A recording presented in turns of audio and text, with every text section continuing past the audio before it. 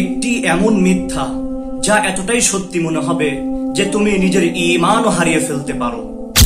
পৃথিবী একদিন থেমে যাবে, সূর্য থেমে যাবে, বাতাস স্তব্ধ হয়ে যাবে, আর তার আগেই শুরু হবে নতুন এক ভয়ানক ফিতনা যা কিয়ামতের আগমনকে ঘোষণা করবে। রাসূল সাল্লাল্লাহু আলাইহি ওয়াসাল্লাম বলেন, মা বাইনা খালকি আদম ইলা কিয়ামিস সাআহ আমরুন আকবারু মিনাদ দাজ্জাল। অর্থাৎ আদম আলাইহিস সালাম থেকে নিয়ে কিয়ামত পর্যন্ত দাজ্জালের চেয়ে আর বড় কোনো ফিতনা নেই। হ্যাঁ, সে আসবে, একচোখা প্রতারক, অসাধারণ ক্ষমতা। সে মানুষের কাছে গিয়ে বলবে, আমি তোমাদের প্রভু।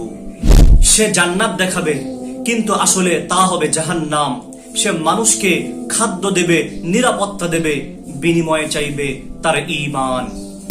রাসূল সাল্লাল্লাহু আলাইহি ওয়াসাল্লাম বলেন, ওয়া কাইফা আনআমু ওয়া ক্বাদ ইলতাকামা সাহিবুল করনিল করনা। কিভাবে আমি স্বস্তিতে থাকি অথচ সিংহাধারী ফেরেশতা সিংহা মুখে নিয়ে অপেক্ষায় আছে কখন আদেশ আসবে ফু দেওয়ার।